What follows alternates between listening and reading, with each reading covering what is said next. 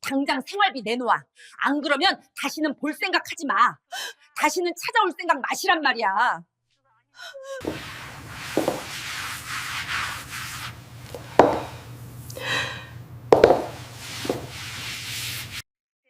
가족이라고요. 저는 정말 제 귀를 의심했어요. 방금 제 아들이 뭐라고 했죠? 남처럼 지내자고요? 30년을 키워서 대학 보내고 결혼시키고 손주까지 봐줬는데 이제 와서 남이라고요? 저는 박영희예요. 올해 68이고 서울 마포구에 있는 작은 아파트에서 혼자 살고 있죠. 남편은 5년 전에 세상을 떠났고요. 그래도 저는 행복했어요. 아들 준호가 있었으니까요. 준호는 제 자랑이었거든요. 좋은 회사 다니고 착한 며느리 만나서 결혼하고 귀여운 손주 민준이까지 낳았잖아요. 저는 정말 복받은 엄마라고 생각했어요. 3년 전쯤이었나요? 준호가 집에 왔을 때 말했죠. 엄마, 우리 집 좀 봐줄 수 있어요. 지은이랑 나랑 둘 다 맞벌이라서 민준이 돌볼 사람이 없거든요. 물론이죠. 저야 기쁘죠. 손주 볼 수 있다는 게 얼마나 행복한 일인데요. 그래서 저는 매일 아침 6시에 일어나서 준호네 집으로 갔어요. 강남까지 지하철로 1시간 반 걸렸지만 전혀 힘들지 않았어요. 아침 7시에 도착하면 민준이 깨우고 밥 먹이고 유치원 보내고요. 그리고 집안 청소하고 빨래하고 저녁 준비하고요. 준호 부부가 퇴근하면 밥 차려주고 설거지하고 그제야 집에 돌아갔죠. 힘들지 않았냐고요? 글쎄요. 조금은 힘들었죠. 무릎도 아프고 허리도 아프고요. 그런데 손주 얼굴 보면 다 잊어버려요. 민준이가 할머니 하고 달려오면 그게 바로 천국이더라고요. 그렇게 3년을 보냈어요. 3년 동안 단 하루도 빠지지 않았어요.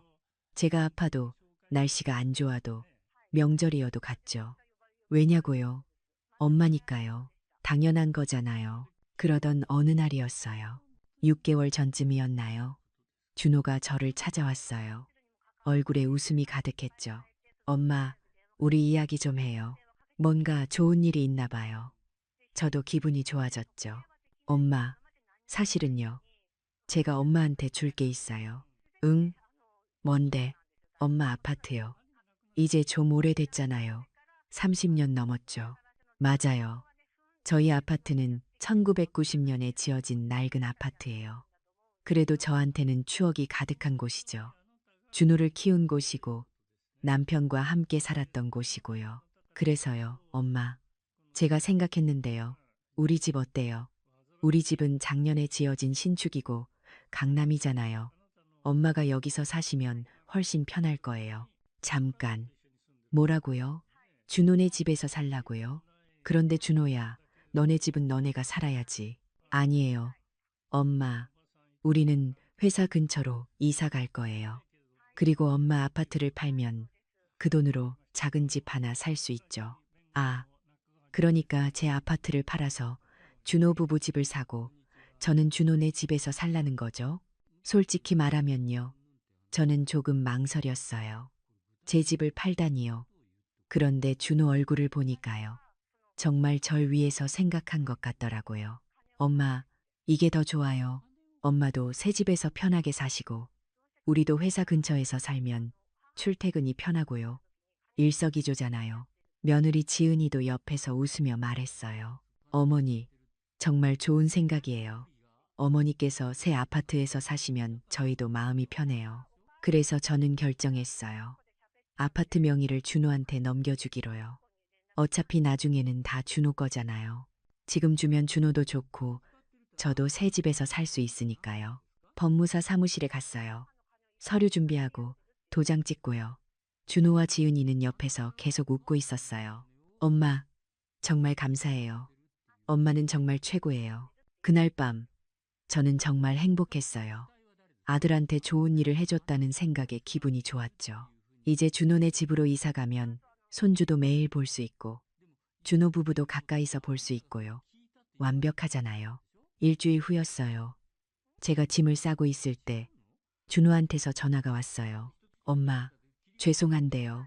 우리가 생각해 봤는데요. 응, 뭐가? 엄마가 우리 집에서 사는 건요. 조금 불편할 것 같아요. 네. 뭐라고요? 그러니까요. 엄마, 엄마 아파트 명의는 이미 제 걸로 넘어왔잖아요. 그걸 팔면 돈이 꽤 나올 거예요.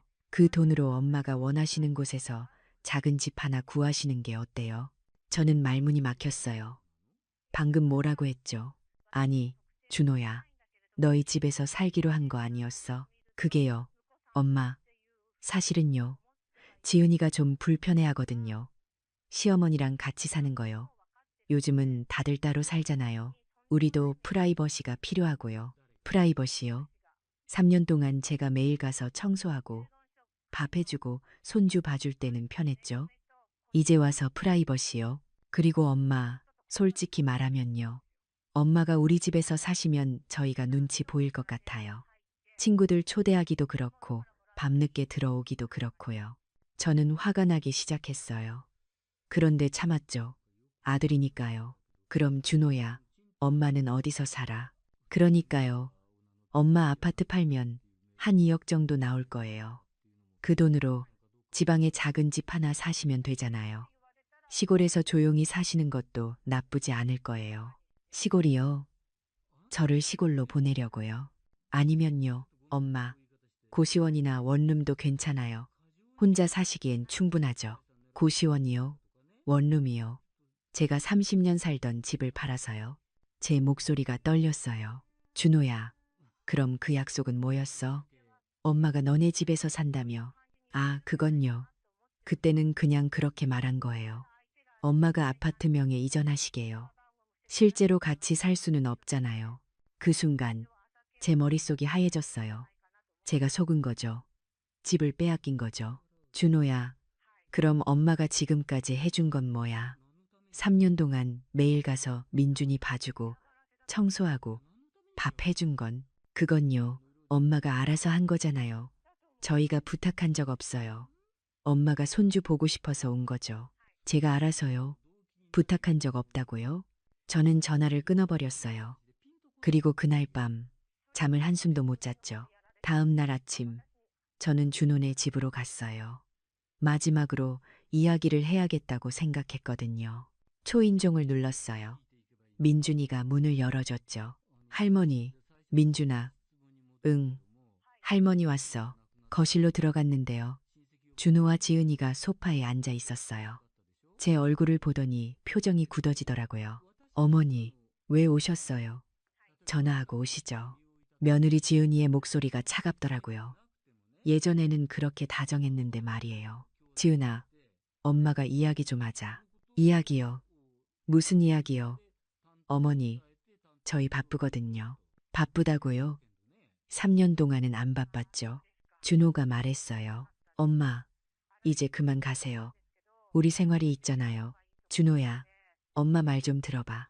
엄마, 이제 그만하세요. 어른이 왜 이래요? 집은 이미 제 명의로 넘어왔어요. 계약서에도 도장 찍었고요. 이제 와서 뭐 어쩌자는 거예요? 그때였어요. 지은이가 말했죠. 어머니, 솔직히 말씀드릴게요. 저희는 이제 어머니 없이도 잘 살 수 있어요. 민준이도 이제 컸고요. 어머니가 매일 오시는 것도 솔직히 부담이었어요. 저희 부부만의 시간도 필요하거든요. 부담이요? 제가 부담이었다고요. 그리고요, 어머니, 요즘은 다들 그래요. 시어머니랑 며느리는 적당한 거리를 두고 사는 게 좋다고요. 너무 가까우면 문제가 생기잖아요. 그러니까 이제부터는요. 지은이가 웃으면서 말했어요. 남처럼 지내요.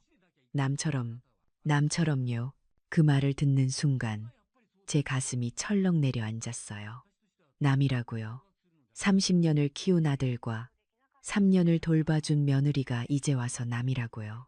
저는 준호를 쳐다봤어요. 혹시 며느리 말을 막아주지 않을까 해서요. 그런데 준호는 그냥 고개를 끄덕이더라고요. 엄마, 지은이 말이 맞아요. 우리도 우리 생활이 있잖아요. 엄마도 엄마 인생을 사세요. 우리한테 너무 매달리지 마시고요. 매달린다고요. 제가요. 그리고 솔직히 말하면요, 엄마.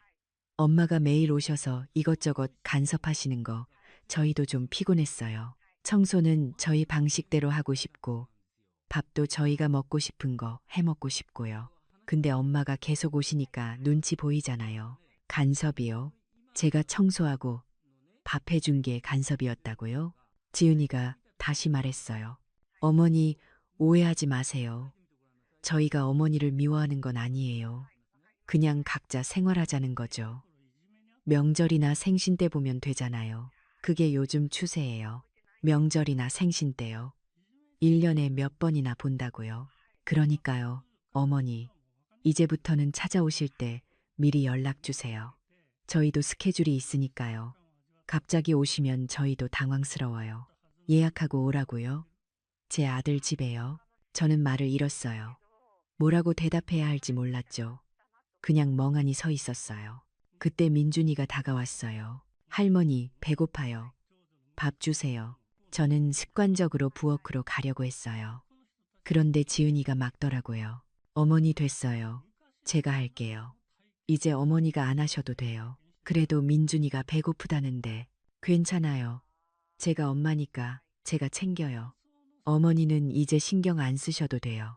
신경 쓰지 말라고요. 제 손주인데요. 저는 그냥 집을 나왔어요. 더 이상 거기 있을 수가 없었거든요. 지하철을 타고 집으로 돌아오는데요. 눈물이 계속 나왔어요. 3년이에요. 3년 동안 매일같이 갔어요. 비가 와도, 눈이 와도, 제가 아파도 갔죠. 그게 다 뭐였을까요? 그냥 이용당한 거였나요? 집에 도착해서 거울을 봤어요. 늙은 제 얼굴이 보이더라고요. 주름이 가득하고, 머리는 새하얗고요. 언제 이렇게 늙었을까요? 그날 저녁, 저는 법무사한테 전화했어요. 저기요. 제가 며칠 전에 아파트 명에 이전했잖아요. 그거 취소할 수 있어요? 취소요? 글쎄요. 계약서에 도장도 찍으셨고요. 등기도 넘어갔는데요. 쉽지 않을 텐데요. 그래도 방법이 있을 거 아니에요? 증여 취소 사유가 있어야 하는데요.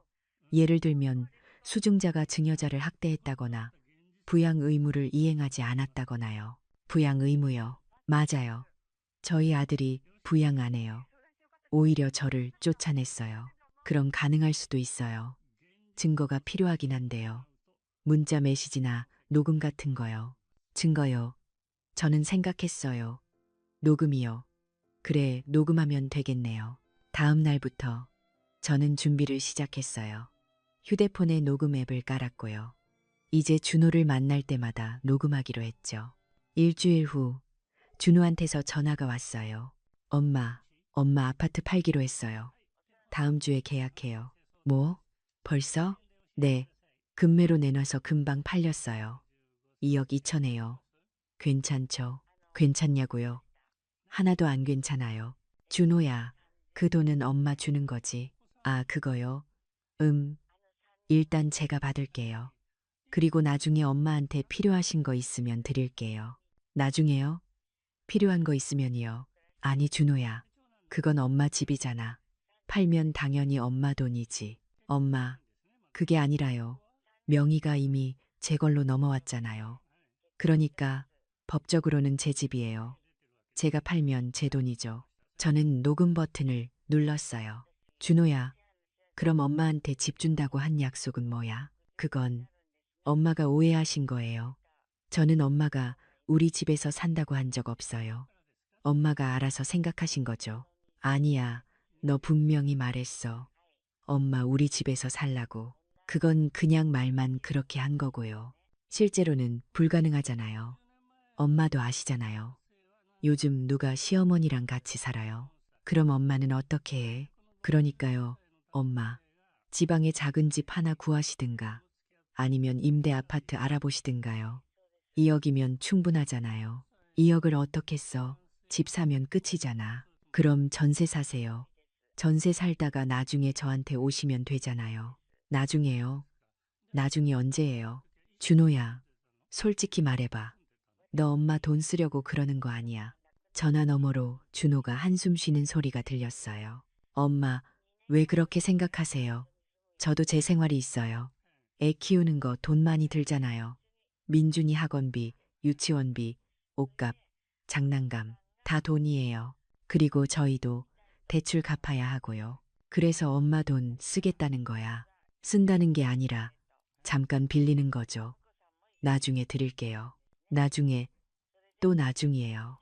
알았어. 그럼 각서 써줄 수 있어? 각서요? 그게 무슨 말이에요? 2억 2천 중에 얼마를 언제까지 엄마한테 준다고? 각서 쓰라고. 엄마, 그게 무슨 말이에요? 저를 믿을 수 없어요? 믿을 수 없죠. 이미 한 번 속았는걸요. 각서 못 쓰겠으면 집 팔지 마. 엄마, 정신 차려요. 집은 이미 제 명의예요. 제가 팔든 안 팔든 엄마 상관없어요. 그 말을 듣는 순간 저는 확신했어요. 제가 완전히 이용당했다는 걸요. 전화를 끊고 저는 울었어요. 한참을 울었죠. 30년을 키운 아들이 이렇게 변할 줄은 몰랐어요. 그런데 울다가 문득 생각이 났어요. 제가 왜 울어야 하죠? 잘못한 건 준호잖아요. 제가 왜 피해자처럼 울고만 있어야 해요? 저는 녹음 파일을 다시 들었어요. 준호의 목소리가 또렷하게 들렸죠. 집은 이미 제 명의예요. 제가 팔든 안 팔든 엄마 상관없어요. 좋아요. 증거는 확보했어요. 이제 뭘 해야 할까요? 그때 제 딸 수진이한테서 전화가 왔어요. 엄마, 어떻게 지내세요? 수진이는 제 둘째예요. 5년 전에 부산으로 시집 갔죠. 남편 재혁이가 부산에서 작은 식당을 하거든요. 수진아, 엄마 괜찮아. 엄마 목소리가 이상한데요. 무슨 일 있어요? 저는 참으려고 했어요. 그런데 수진이 목소리를 듣는 순간 눈물이 또 나왔어요. 엄마, 왜 우세요? 무슨 일이에요? 저는 모든 걸 이야기했어요. 준호가 집 명의를 가져간 것, 저를 쫓아낸 것, 남처럼 지내자고 한 것, 그리고 집을 팔려고 한다는 것까지요. 수진이는 한참 동안 말이 없었어요. 그러더니 조용히 말했죠. 엄마, 오빠한테는 연락 없었어요. 없었지. 오빠는 엄마한테 연락 안 해. 제가 오빠한테 전화할게요. 이건 너무한 거 아니에요. 아니야, 수진아. 그냥 놔둬. 어차피 소용없어. 엄마, 그래도 이건 말이 안 돼요. 엄마 집을 가져가서 팔다니요. 그건 사기잖아요. 사기. 맞아요. 제가 당한 게 사기예요. 엄마, 제가 주말에 올라갈게요. 같이 대책을 생각해 봐요. 수진아, 괜찮아. 너 식당 일 바쁘잖아. 아니에요. 엄마가 더 중요해요. 꼭 갈게요. 전화를 끊고 나서 저는 조금 안심이 됐어요. 적어도 수진이는 제 편이니까요. 그 주 토요일, 수진이가 서울로 올라왔어요. 남편 재혁이랑 딸 서연이도 함께요. 할머니, 서연이가 달려와서 제 품에 안겼어요. 5살이에요. 너무 귀엽죠? 서연아, 우리 공주 왔네. 재혁이도 인사했어요. 어머님, 안녕하세요. 그동안 안녕하셨어요? 응, 괜찮았어. 수진이는 제 얼굴을 보더니 눈물을 글썽였어요. 엄마, 많이 힘드셨죠? 괜찮아. 수진아, 우리는 거실에 앉았어요. 수진이가 말했죠. 엄마, 오빠한테 전화했어요. 근데 전화를 안 받더라고요. 문자도 보냈는데 답이 없어요. 그럴 줄 알았어. 재혁이가 말했어요. 어머님, 이건 법적으로 문제가 될 수 있어요. 증여 취소 사유가 충분해요. 정말? 네. 수증자가 증여자를 부당하게 대우하거나 부양 의무를 이행하지 않으면 증여를 취소할 수 있어요. 그럼 어떻게 해야 해? 일단 변호사를 만나봐야 해요. 그리고 증거를 모아야 하고요. 증거는 있어요. 저는 휴대폰을 꺼내서 녹음 파일을 들려줬어요.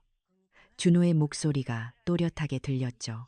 수진이는 파일을 다 듣고 나서 화가 난 표정이었어요. 오빠가 어떻게 이럴 수가 있어요. 엄마한테 이렇게까지 해요. 수진아, 오빠도 오빠 사정이 있겠지. 무슨 사정이에요? 이건 나쁜 거예요. 재혁이가 진지하게 말했어요. 어머님, 월요일에 제가 아는 변호사한테 연락할게요.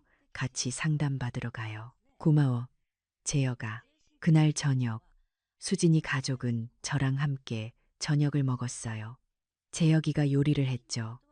된장찌개랑 제육볶음이었어요. 어머님, 맛있게 드세요. 고마워, 재혁아. 맛있다. 식사하면서 서연이가 물었어요. 할머니, 우리 내일 놀이공원 갈 거예요. 그래, 공주. 내일 갈까? 네. 할머니랑 같이 가요. 저는 서연이를 보면서 생각했어요. 준호네 민준이는 언제 마지막으로 봤을까요? 일주일 전. 그때 할머니 한 번 불러줬나요? 식사 후에 수진이가 설거지를 하면서 말했어요.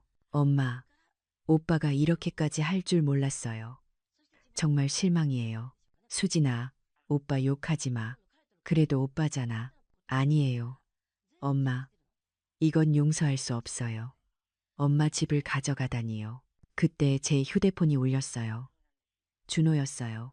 저는 녹음 버튼을 다시 눌렀어요. 수진이도 알아채고 조용히 하라고 재혁이한테 신호를 보냈죠. 여보세요? 엄마, 저예요. 응, 왜? 엄마, 수진이가 계속 전화하고 문자하는데 무슨 일이에요? 엄마가 무슨 말 한 거예요? 제가 무슨 말을 했냐고요? 사실대로 말했지. 내가 엄마 집 가져간 거. 가져간 게 아니라 엄마가 주신 거잖아요. 엄마가 증여하셨잖아요. 그래, 증여했어. 근데 너 엄마한테 우리 집에서 살라고 했잖아. 그건 그때는 그렇게 생각했는데 나중에 바뀐 거죠. 상황이 변했어요. 상황이 변했다고? 어떻게 변했는데? 준호가 한숨을 쉬었어요. 엄마, 지은이가 진짜 싫어해요. 시어머니랑 같이 사는 거요. 제가 어떻게 해요? 저도 가정이 있는 사람인데요. 그럼 엄마는 어떻게 해? 그러니까요, 엄마. 집 팔아서 나온 돈으로 작은 데 구하시면 되잖아요. 충분히 살 수 있어요. 그 돈 너 쓸 거면서. 쓴다는 게 아니라요. 잠깐 빌리는 거예요. 저도 대출 갚아야 하고, 민준이 학원비도 내야 하고요. 나중에 꼭 드릴게요. 나중에가 언제야? 그건 제 형편 봐서요. 아마 한 2, 3년 후에는요. 2, 3년이요. 그때까지 저는 어디서 살라는 거죠? 준호야, 너 정말 이러면 안 된다. 엄마가 이러시면 안 되죠. 수진이한테 무슨 말을 하신 거예요? 수진이가 저한테 전화해서 사기꾼이라고 하던데요. 사실이잖아. 너 엄마 속인 거. 속인 게 아니에요. 엄마가 알아서 오해하신 거죠. 저는 처음부터 같이 살 수 없다고 말씀드렸어요. 거짓말이에요. 분명히 같이 살자고 했어요. 준호야, 엄마가 증거 다 가지고 있어. 너 한 말 녹음했어. 전화 넘어가 잠시 조용해졌어요. 그러더니 준호의 목소리 톤이 바뀌었죠. 엄마, 녹음이요. 엄마가 저를 녹음했어요? 그래, 했어. 너 한 말 다 있어. 엄마, 그게 무슨 짓이에요? 자식을 믿지 못해서 녹음을 해요? 믿을 수가 있어야지. 너 한 번 속였잖아. 준호가 소리를 질렀어요. 엄마, 지금 저 협박하시는 거예요. 녹음 파일 가지고요. 협박이 아니야. 엄마는 그냥 사실을 말하는 거야. 좋아요. 그럼 엄마 마음대로 하세요. 근데 엄마, 그러시면 저랑 영영 남이에요. 저도 더 이상 참을 수 없어요. 남이요. 벌써 남이잖아요. 남처럼 지내자면서요. 그래, 알았어. 남으로 지내자. 엄마, 저는 전화를 끊어버렸어요. 손이 떨렸죠. 제 아들과 이렇게 싸우게 될 줄은 몰랐어요. 수진이가 다가와서 제 어깨를 안았어요. 엄마, 잘하셨어요. 오빠가 너무한 거예요. 수진아, 엄마가 너무한 걸까? 아니에요, 엄마. 엄마는 잘못 없어요. 오빠가 잘못한 거예요. 그날 밤, 저는 잠을 잘 수가 없었어요. 계속 준호 생각이 났거든요. 어렸을 때 준호요. 그때는 착했는데 언제부터 이렇게 변했을까요? 월요일 아침, 재혁이가 변호사 선생님한테 연락했어요. 오후 2시에 약속을 잡았죠.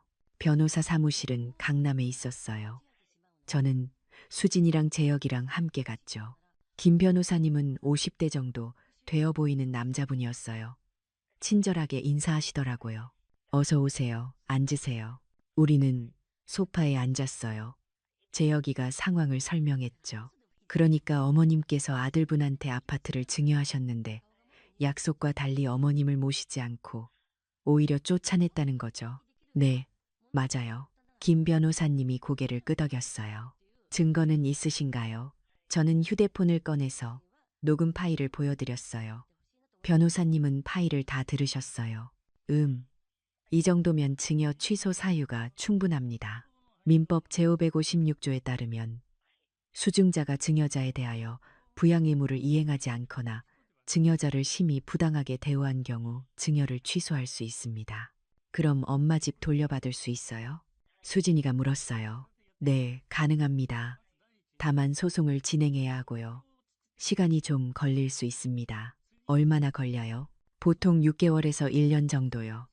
그리고 아드님께서 이미 제3자에게 매매 계약을 했다면 조금 복잡해질 수 있습니다.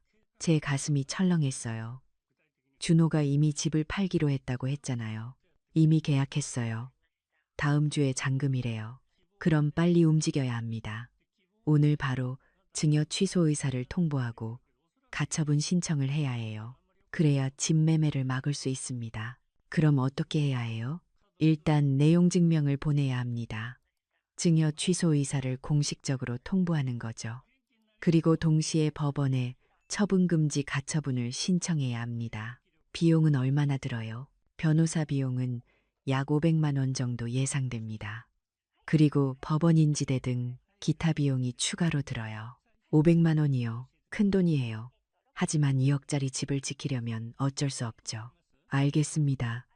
진행해 주세요. 네. 그럼 오늘 바로 서류 작성하겠습니다. 우리는 변호사 사무실에서 이 시간 동안 서류를 작성했어요.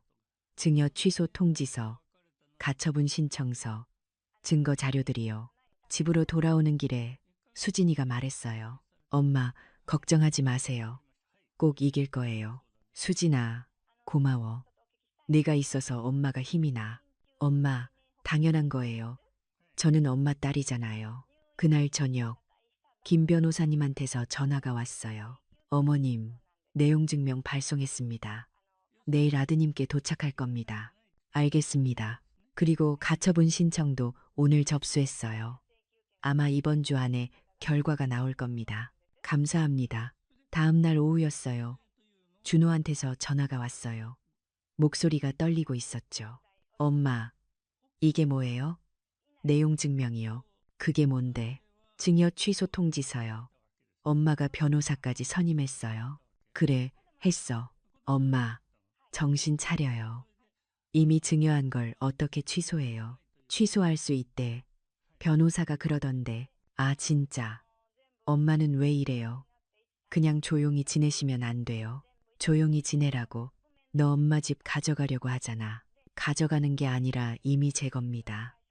명의가 이미 넘어왔다고요. 그래도 취소할 수 있어. 준호가 크게 숨을 쉬었어요. 엄마, 이러시면 안 돼요. 저 이미 계약했어요. 계약금도 받았고요. 다음 주에 잔금인데 엄마가 이러시면 저 계약 파기해야 해요. 그럼 위약금 물어야 한다고요. 그건 내가 알아서 해. 엄마, 그리고 준호야. 엄마 말 잘 들어. 이제부터 엄마는 너를 아들로 안 봐. 넌 남이야. 남. 엄마, 그게 무슨 말이에요? 네가 그랬잖아. 남처럼 지내자고. 좋아, 남으로 지내자. 엄마, 저 그런 뜻으로 한 말 아니에요. 무슨 뜻이든 상관없어. 이제 엄마는 너 없어도 잘 살 거야. 저는 전화를 끊었어요. 그리고 눈물이 났죠. 이게 맞는 걸까요? 제가 너무한 걸까요? 그때 수진이한테서 문자가 왔어요. 엄마, 힘내세요. 엄마는 잘못 없어요. 오빠가 먼저 배신한 거예요. 배신. 맞아요. 준호가 저를 배신한 거예요. 며칠 후 법원에서 연락이 왔어요. 가처분 신청이 받아들여졌대요. 이제 준호는 집을 팔 수 없어요. 김 변호사님이 전화하셨어요. 어머님, 축하드립니다. 가처분 인용됐습니다. 이제 아드님은 그 집을 처분할 수 없습니다. 정말요? 네. 그리고 본 소송도 승산이 있습니다. 증거가 충분하니까요. 저는 안도의 한숨을 쉬었어요. 적어도 집은 지킬 수 있겠네요. 그날 저녁 준호한테서 또 전화가 왔어요. 엄마, 가처분이 뭐예요? 법원에서 집 팔지 말래요. 그렇구나. 엄마, 저 어떻게 해요? 계약금 받았는데 이거 돌려줘야 해요. 위약금까지 물어야 한다고요. 그건 네가 해결해. 엄마, 제발요. 이러지 마세요. 준호의 목소리가 울먹였어요. 하지만 저는 마음이 움직이지 않았어요. 준호야, 넌 엄마한테 남처럼 지내자고 했어. 그럼 남한테 재산을 줄 수는 없잖아. 엄마, 내가 미쳤니? 남한테 재산을 주게. 그 말을 하고 나니까 속이 시원했어요. 제가 하고 싶었던 말이었거든요. 준호는 한참 동안 말이 없었어요. 그러더니 조용히 말했죠. 엄마, 후회하실 거예요. 후회는 네가 할 거야. 엄마한테 잘못한 거. 알겠습니다. 그럼 저도 각오하겠습니다. 무슨 각오냐고 묻고 싶었지만 묻지 않았어요. 더 이상 대화할 게 없었거든요. 그 후로 일주일 동안 준호한테서 연락이 없었어요. 지은이한테서도 민준이한테서도요. 완전히 남이 된 거죠. 수진이는 매일 전화해서 안부를 물었어요. 엄마, 괜찮으세요? 오빠한테서 연락 왔어요? 아니, 없어. 엄마, 오빠가 잘못 생각하고 있는 거예요. 나중에 후회할 거예요. 그럴까? 당연하죠. 엄마는 엄만데 어떻게 그럴 수가 있어요. 저는 수진이 말이 맞기를 바랐어요. 준호가 정신 차리고 돌아오기를요. 그런데 2주 후 뜻밖의 일이 생겼어요. 제가 장을 보고 집에 돌아왔는데요. 현관문 앞에 누가 서 있는 거예요. 준호였어요. 엄마, 준호의 얼굴은 창백했고 눈은 충혈되어 있었어요. 며칠 동안 잠을 못 잔 것 같았죠. 왜 왔어? 엄마, 이야기 좀 해요. 할 말 없어. 엄마, 제발요. 5분만요. 저는 한숨을 쉬고 문을 열었어요. 준호가 따라 들어왔죠. 거실에 앉았어요. 준호는 고개를 숙이고 있었어요. 엄마, 죄송해요. 뭐가? 제가 잘못했어요. 엄마한테 너무 심하게 했어요. 저는 준호를 쳐다봤어요. 진심인지 아닌지 알고 싶었거든요. 그래서 이제 와서 뭐, 엄마, 가처분 취소해 주세요. 제가 계약 파기하면 위약금 5천만 원이에요. 저한테는 큰 돈이에요. 아, 그래요. 돈 때문에 온 거구나.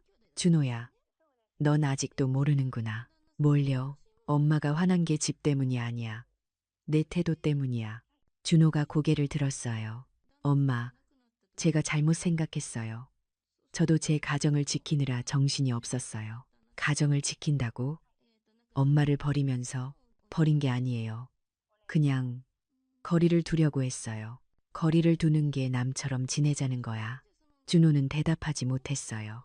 준호야, 넌 엄마가 3년 동안 뭘 했는지 알아? 매일 아침 6시에 일어나서 너네 집 갔어. 지하철 1시간 반 타고 민준이 밥 먹이고 청소하고 빨래하고 저녁 준비하고 설거지하고 그게 다 뭐였을까? 엄마, 그게 다 사랑이었어. 엄마가 너희를 사랑해서 한 거야. 근데 넌 그걸 당연하게 여겼어. 그리고 이제 필요 없다고 버렸어. 준호의 눈에서 눈물이 났어요. 엄마, 죄송해요. 제가 정말 잘못했어요. 이제 와서 사과한다고 다 용서될 것 같아? 엄마, 준호야, 엄마는 이미 결정했어. 집 돌려받을 거야. 그리고 넌 한 푼도 못 받아. 준호가 벌떡 일어났어요. 엄마, 그럼 저는 어떻게 해요? 위약금은요. 그건 네가 알아서 해. 엄마, 제발요. 저는 일어나서 현관문을 열었어요. 이제가 더 이상 할 말 없어. 엄마, 가라고. 준호는 울면서 집을 나갔어요. 저도 문을 닫고 울었죠. 하지만 이번엔 후회하지 않았어요. 제가 옳은 일을 하고 있다는 걸 알았거든요. 그날 이후로 한 달이 지났어요. 법원에서 첫 번째 조정기일이 잡혔죠. 저는 김 변호사님과 함께 법원에 갔어요. 수진이도 같이 왔고요. 법정에 들어갔을 때 준호가 이미 와 있었어요. 지은이도 함께였죠. 우리는 서로 눈도 마주치지 않았어요. 판사님이 들어오셨어요. 50대 여자 판사님이었어요. 자, 오늘은 조정 기일입니다. 양측의 의견을 들어보겠습니다. 김 변호사님이 먼저 말씀하셨어요. 재판장님, 이 사건은 명백한 증여 취소 사유가 있습니다. 수증자인 피고는 증여자인 원고를 부당하게 대우했고 약속을 이행하지 않았습니다. 녹음 파일과 문자 메시지가 그 증거입니다. 준호 측 변호사가 반박했어요. 재판장님, 증여는 이미 완료되었습니다. 등기도 넘어갔고요. 단순히 피고와 원고 사이에 오해가 있었다고 해서 증여를 취소할 수는 없습니다. 판사님이 서류를 보시더니 말씀하셨어요. 피고 측에 묻겠습니다. 증여 당시에 원고와 동거하기로 약속했습니까? 준호가 일어났어요. 그건 처음에는 그렇게 생각했습니다. 하지만 나중에 상황이 바뀌었습니다. 상황이 어떻게 바뀌었죠? 아내가 시어머니와 동거하는 것을 불편해했습니다. 그래서 다른 방법을 찾기로 했습니다. 다른 방법이 무엇입니까? 원고께서 다른 곳에 거주하시도록 지원하려고 했습니다. 판사님이 녹음 파일을 들으셨어요. 준호가 남처럼 지내자고 말한 부분이요. 피고는 원고에게 남처럼 지내자고 말했습니다. 이것이 사실입니까? 준호가 대답을 못했어요. 지은이가 대신 일어났죠. 재판장님, 그건 감정적으로 한 말입니다. 그때 저희가 좀 예민했어요. 감정적인 말이라고 해서 면책되는 것은 아닙니다. 이 말로 인해 원고가 상처받았고 약속이 이행되지 않았습니다. 판사님이 양쪽을 보셨어요. 조정안을 제시하겠습니다. 피고는 원고에게 아파트를 반환하고 원고는 소송을 취하한다. 어떻습니까? 준호가 고개를 저었어요. 재판장님, 저는 이미 계약을 파기했고 위약금 5천만 원을 물었습니다. 아파트를 돌려주면 저는 손해만 보게 됩니다. 그것은 피고의 선택이었습니다. 원고가 가처분 신청을 한 것은 정당한 권리 행사입니다. 판사님이 다시 말씀하셨어요. 피고 측에서 조정안을 받아들이지 않는다면 본소송으로 진행하겠습니다. 다만 말씀드리자면 원고 측 증거가 상당히 유력합니다. 본소송에서 질 가능성이 높습니다. 준호 측 변호사가 준호와 뭔가 이야기를 나눴어요. 그러더니 말했죠. 재판장님, 잠시 시간을 주십시오. 피고와 상의하겠습니다. 알겠습니다. 10분 후에 다시 시작하겠습니다. 우리는 법정 밖으로 나왔어요. 수진이가 제 손을 잡았어요. 엄마, 잘 되고 있어요. 걱정하지 마세요. 수진아, 엄마가 너무한 걸까? 아니에요. 엄마, 오빠가 먼저 잘못했어요. 김 변호사님이 말씀하셨어요. 어머님, 이기실 겁니다. 증거가 명확하니까요. 10분 후, 우리는 다시 법정으로 들어갔어요. 준호는 고개를 숙이고 있었어요. 판사님이 물으셨어요. 피고 측, 결정하셨습니까? 준호 측 변호사가 일어났어요. 재판장님, 조정안을 받아들이겠습니다. 아파트를 원고에게 반환하겠습니다. 저는 안도의 한숨을 쉬었어요. 드디어 끝났어요. 좋습니다. 그럼 조정조서를 작성하겠습니다. 조정이 끝나고 법정을 나왔어요. 준호가 저를 불렀어요. 엄마, 저는 돌아봤어요. 준호의 얼굴은 빼쑥했어요.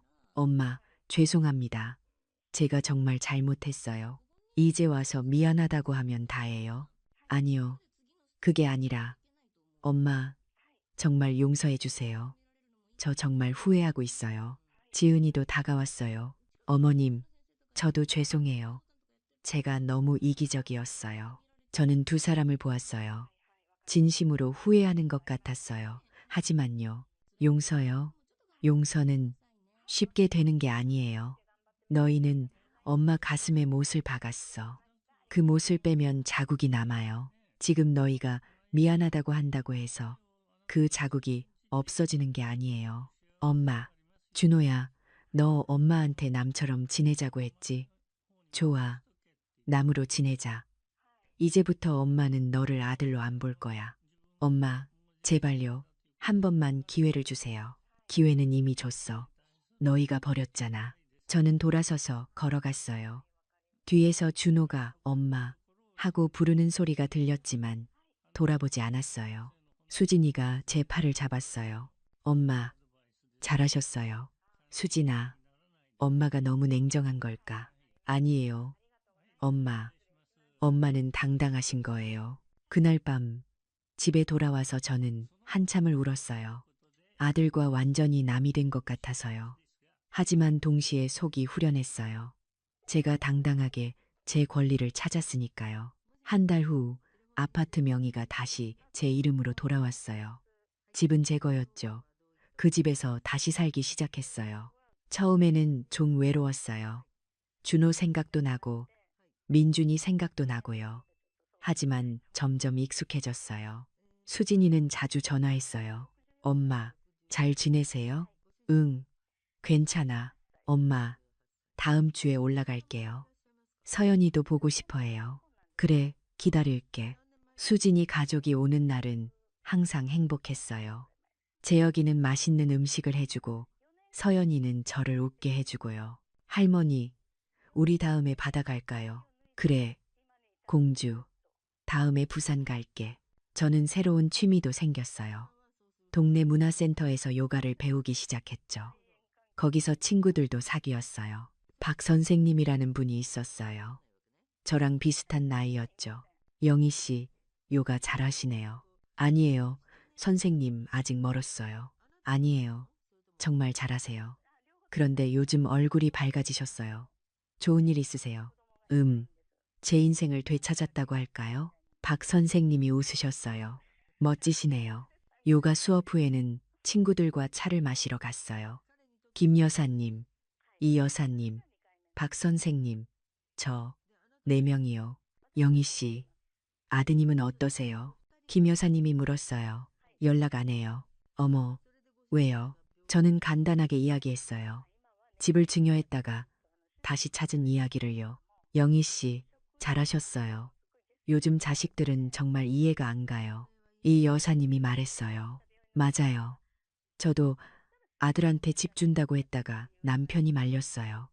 자식한테 미리 주면 찬밥 신세된다고요. 박 선생님이 고개를 끄덕였어요. 제 친구도 비슷한 일을 겪었어요. 딸한테 집 줬는데 딸이 요양원 보내버렸대요. 저는 속으로 생각했어요. 제가 잘한 거였구나. 그날 밤 집에 돌아와서 거울을 봤어요. 예전보다 얼굴이 밝아진 것 같았어요. 주름은 여전했지만 뭔가 당당해 보였죠. 저는 결정했어요. 이 집은 절대 누구한테도 안 줄 거예요. 제가 살 거예요. 제 인생을 즐길 거예요. 그리고 남은 돈으로 여행도 다니기로 했어요. 혼자서 아니면 친구들과 함께요. 엄마는 이제 엄마 인생을 살 거야. 거울 속에 제가 웃고 있었어요.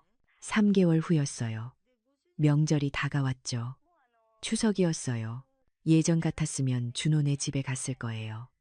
음식 준비하고 손님 맞이하고요. 하지만 이번엔 안 갔어요. 초대도 안 했고요. 대신 수진이네 부산 집으로 갔어요. KTX를 타고요. 엄마, 왔어요? 수진이가 역에서 저를 맞이했어요. 응, 왔어. 엄마, 오늘 저희 집에서 편하게 쉬세요. 제가 다 준비했어요. 수진이네 집은 작았지만 따뜻했어요. 재혁이가 만든 음식은 맛있었고 서연이는 제 무릎에서 잠들었죠. 할머니, 사랑해요. 할머니도 서연이 사랑해. 그날 저녁 재혁이가 말했어요. 어머님, 올해 명절은 정말 좋네요. 어머님이 계시니까 집안이 따뜻해요. 재혁아, 고마워. 너희가 엄마를 받아줘서. 무슨 말씀을요? 어머님은 저희 엄마인걸요. 그 말을 듣는 순간 눈물이 났어요. 진짜 가족이 뭔지 알 것 같았거든요. 명절 다음 날 준호한테서 문자가 왔어요. 엄마, 명절 잘 보내셨어요. 민준이가 할머니 보고 싶대요. 저는 한참을 생각했어요. 답장을 해야 할까, 말아야 할까. 결국 답장했어요. 민준이한테 할머니가 민준이 사랑한다고 전해줘. 하지만 할머니는 이제 할머니 인생을 살 거야. 너희도 너희 인생 살아. 준호한테서 답장이 왔어요. 엄마, 죄송합니다. 제가 정말 후회하고 있어요. 한 번만 기회를 주세요. 저는 답장하지 않았어요. 용서는 아직 멀었거든요. 어쩌면 영원히 용서하지 않을 수도 있어요. 하지만 괜찮아요. 저는 이제 제 인생을 살 거니까요. 집으로 돌아오는 KTX 안에서 저는 창밖을 봤어요. 풍경이 빠르게 지나갔죠. 제 인생도 이렇게 빠르게 지나갔구나. 60년이 넘는 시간 동안 저는 누군가의 딸로, 아내로, 엄마로 살았어요. 하지만 이제는 박영희로 살 거예요. 저 자신으로요.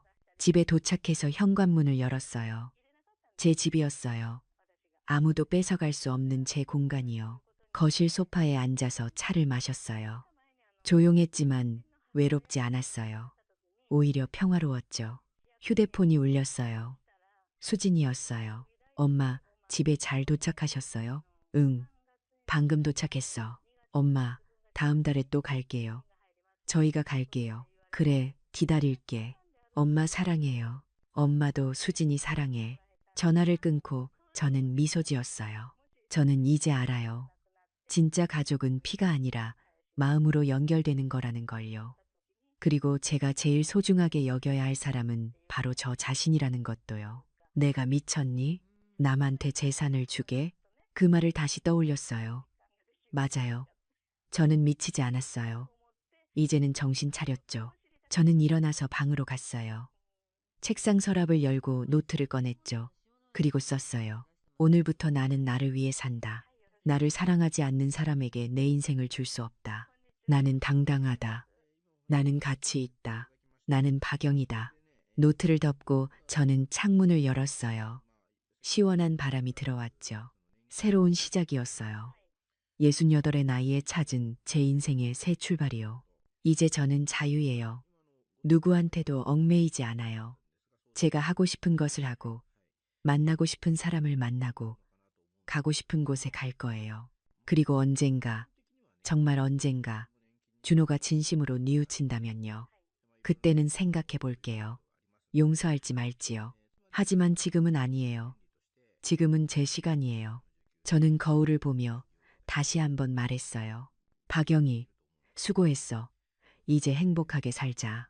거울 속에 저는 환하게 웃고 있었어요.